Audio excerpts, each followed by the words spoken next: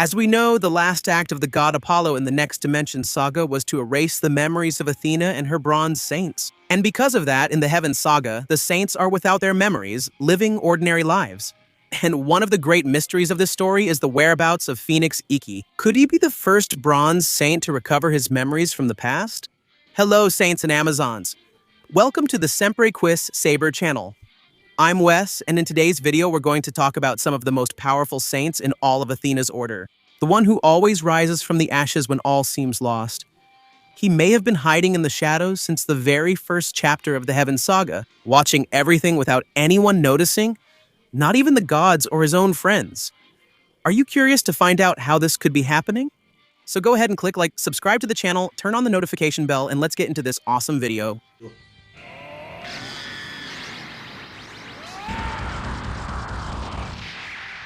Sempre Quiz Sabir.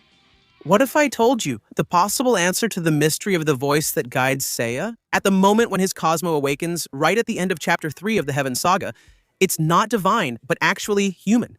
It could even be Ikki himself, the Phoenix. We know that the Heaven Saga brings a scenario where the knights are trying to live a normal life after losing their memories. Being completely unaware of the glorious and bloody past they lived as Athena's protectors, Seiya is living in the village of Rodolio and leads a simple life alongside his sister Saga. But, as with every good work by Masami Kurumada, peace never lasts for long, and this is where the plot thickens. The official events of the third chapter of this saga show us a critical situation. Saori is in imminent danger. Skeleton specters sent by Jean de Orthros and the deity Care appear out of nowhere with the goal of capturing her.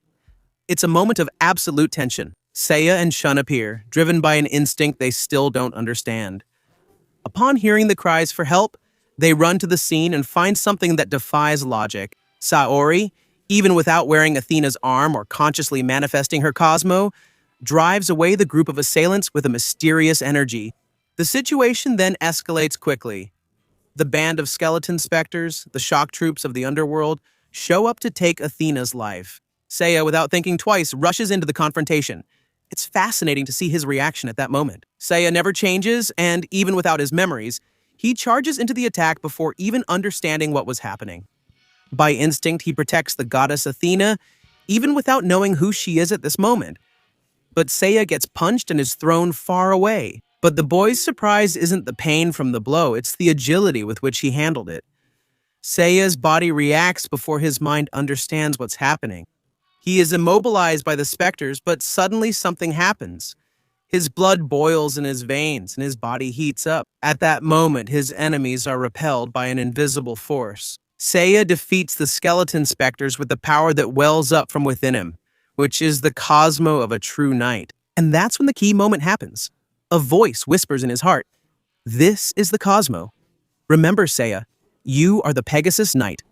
So here we have a new mystery to be revealed. Whose mysterious voice was it that spoke directly to Seiya's heart? And why hasn't Ikki of Phoenix, the man who always arrives at the most important moment of the battles, precisely because he likes to assess his enemies, shown up yet? So a clear theory arises.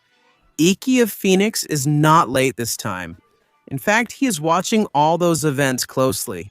The idea that Ikki regained his memories before everyone else makes perfect sense if we stop to analyze the history, psychology, and mental resilience of this character. Unlike the other knights, Ikki has always been a lone wolf. He trained on Death Queen Island, a place where the very atmosphere is made of unbearable heat and suffering. There, he not only learned how to fight, he learned how to survive his own traumas.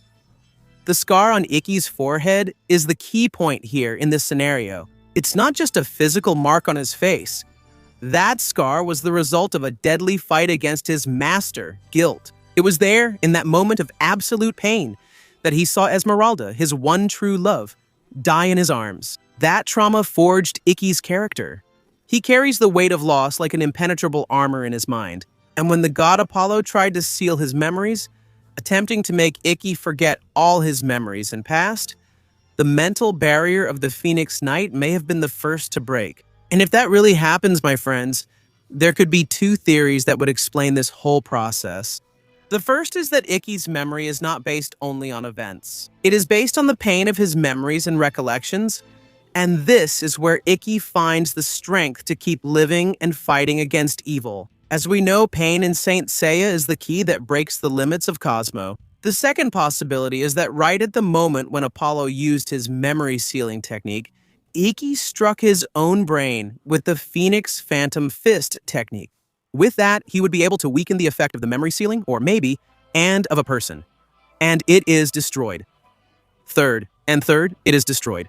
Destroyed. The Phoenix's technique forces him to relive his most painful and traumatic memories. And after waking up without his memories in Greece, Ikki would start trying to remember something until he begins to feel pain in the scar on his forehead. This pain makes him break Apollo's seal, and little by little he starts to reconnect with his memories from the past. And when he feels the call of destiny, the memories of Esmeralda, of Xion, and of his painful journey flow back into his mind. But after remembering all that, Ikki just chose silence.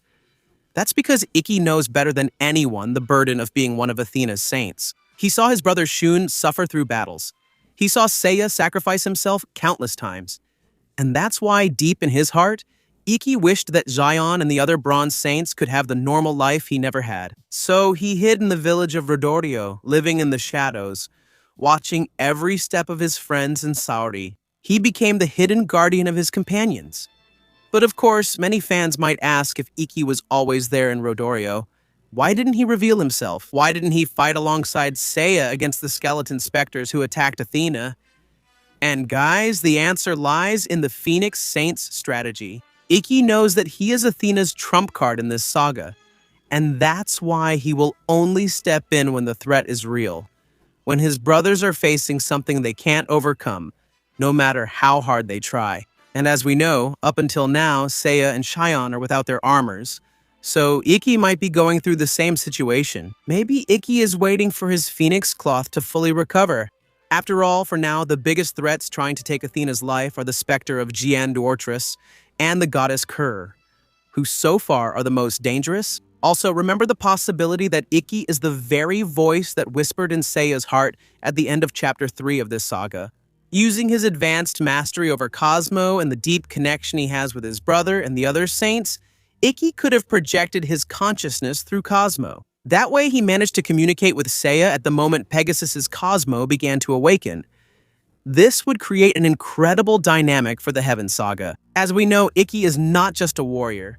At this point in the story, he would be a silent guardian. He needs to make sure that Seiya and Shun still have the flame that made them Athena's most valuable defenders.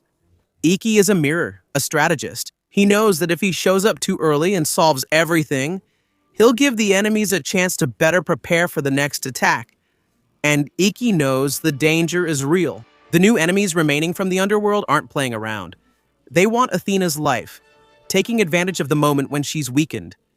This isn't an ordinary war against the gods. That's why the Phoenix Knight is waiting for the right moment to reveal himself and use all his great power against Athena's enemies. What this theory reveals to us is that the Heaven Saga isn't just about the return of the Knight's powers, but about the maturity each of them has achieved so far.